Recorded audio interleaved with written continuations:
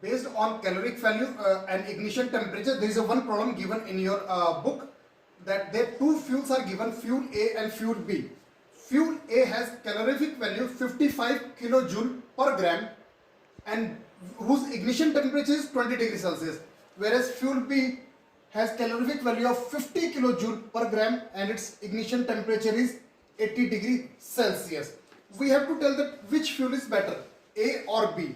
Also, it's given that fuel A produce carbon dioxide, sulfur dioxide and sulfur trioxide gas as a residue and as a co-gases, and fuel B produce only carbon dioxide and water vapor.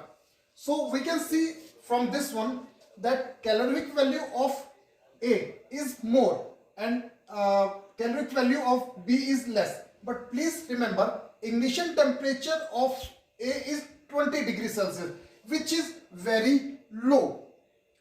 Nowadays also, if in a daytime the temperature of environment is nearby 34 degrees Celsius, so 20 degrees Celsius is quite low. And also A is producing carbon dioxide, sulfur dioxide and sulfur trioxide. Sulfur dioxide and sulfur trioxide, they are the poisonous gas which results in acid rain.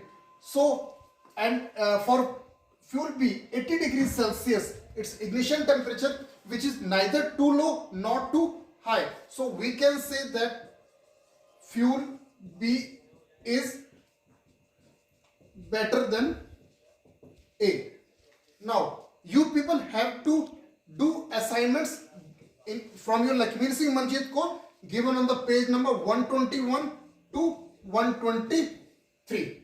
Thank you. Now, we will learn about conventional source of energy. The conventional means non-renewable source of energy. Under this, we have a wood and the fossil fuel. Wood and the fossil fuel, as they once burn, will not get again. Now, under fossil fuel, it is there coal, petroleum and the natural gas are the three types of the fuel. Now, from wood and petroleum, some fuels which we get is coal gas, petrol, diesel, kerosene and LPG.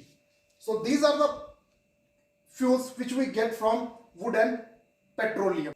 Now we will talk about the fossil fuels. What are the fossil fuels? Those fuels that are formed by the remains of the dead plants and animals that buried deep under the earth under high temperature and high pressure because of the natural calamities or some reason, whatever, the plants and the animal that remains dead and buried deep under the earth over many years, a layer of the sediment and sand that keeps on covering that, and then because of the bacteria and in absence of oxygen under high pressure and the high temperature, they convert it in terms of fossil fuel. The main three types of the fossil fuel, as I told you, are coal, petroleum and natural gases. Please remember, these fossil fuel are the main source of the power plants where we produce electricity.